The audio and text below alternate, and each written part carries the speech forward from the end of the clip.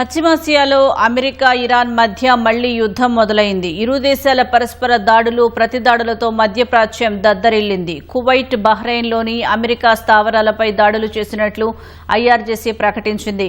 Iran దాడులను సమర్థవంతంగా తిప్పికొట్టామన్న America కేష్మ్ ద్వీపంపై రక్షణాత్మక దాడులు చేపట్టినట్లు వెల్లడించింది.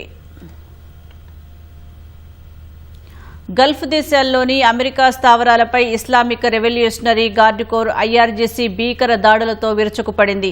కువైట్, బహ్రెయిన్లోని యుఎస్ స్థావరాలు లక్ష్యంగా క్షిపణులు, డ్రోన్లతో దాడులు జరిపింది. కువైట్లోని అమెరికా స్థావరాలపై దాడులు చేసినట్లు ఐఆర్జీసీ ప్రకటించింది. ఈ తెల్లవారుజామున కువైట్పై ఇరాన్ మరోసారి విరుచుకుపడింది. దేశంలోని పలు ప్రాంతాలలో భారీ పేలుళ్ల శబ్దాలు వినిపించడంతో స్థానిక ప్రజలు తీవ్ర భయాందోళనలకు గురయ్యారు. కువైట్ సైన్యం రంగంలోకి దిగి శత్రువుల క్షిపణులు, డ్రోన్లను సమర్థవంతంగా అడ్డుకుంది. ఇరాన్ ప్రయోగించిన 2 క్షిపణులను మార్గ మధ్యంలోనే కూల్చివేసినట్లు కువైట్ సైన్యం వెల్లడించింది. తమ వైమానిక రక్షణ వ్యవస్థలు శత్రువుల క్షిపణి, డ్రోన్ దాడులను తిప్పికొడుతున్నాయని కువైట్ సైన్యం వెల్లడించింది. బహ్రెయిన్ లక్ష్యంగా వచ్చిన 3 క్షిపణులను అమెరికా, బహ్రెయిన్ వైమానిక రక్షణ దళాలు వెంటనే అడ్డుకుని కూల్చివేశాయి.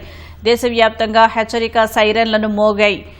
దాడుల నేపథ్యంలో ఎమర్జెన్సీ ప్రోటోకాల్స్ యాక్టివేట్ అయ్యాయి. ప్రజలు ఎవరూ ఆందోళన చెందవద్దని, వెంటనే సురక్షిత ప్రాంతాలకు లేదా బంకర్లలోకి వెళ్లాలని బహ్రెయిన్ ప్రభుత్వం ఆదేశాలు జారీ చేసింది.